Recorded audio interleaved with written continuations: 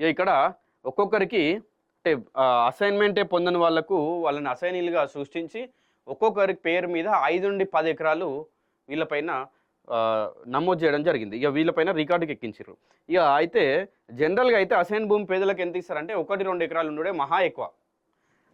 ఇగ ఈడ మొత్తం ఎంత భూమి ఉందంటే దగ్గర దగ్గర 278 ఎకరాలు ప్లస్ ఇది 40 ఎకరాలు అంటే 320 ఎకరాల భూమిలో ఒక 46 ఎకరాలను గతంలో ఈ విప్రోకి కేటాయించింది ప్రభుత్వం. మరి మిగిలిన భూమి ఇప్పుడు ఒక సర్వే నంబర్‌లో ఉన్నటువంటి ఆ భూమి ప్రభుత్వంది అయినప్పుడు సగమేమో విప్రో కేటాయించినప్పుడు ఈ మిగతా సగం ఈ కబ్జాదారులు దీన్ని కబ్జా చేసి కూర్చున్నారు.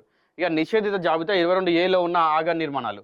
అయితే అత్యంత దారుణమైన విషయం ఏందంటే నవంబర్ 2025 నాటి అధికారిక నివేదిక లేఖ సంఖ్య E1/4478/2024 ప్రకారం ఈ భూములను 22A నిషేధిత జాబితాలో ఉన్నాయి. అయితే ఈ నిషేధిత జాబితాలో ఉన్న భూముల్లో విల్లాలు, హైరైజ్ బిల్డింగ్లు, ఆకాశహార్యాలు ఎలా వెలుస్తున్నాయి?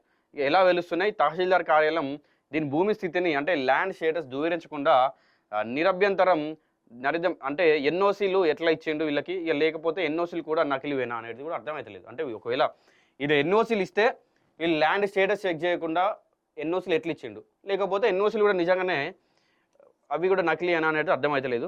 ఇక తహసీల్దార్ వైఖరిపై విమర్శలు జడివాన. ఈ మొత్తం వ్యవహారంపై అన్ని ఆధారాలతో ఫిర్యాదు చేసిన షేర్లింగంపల్లి తహసీల్దార్ స్పందన విస్మయానికి గురిచేస్తుంది.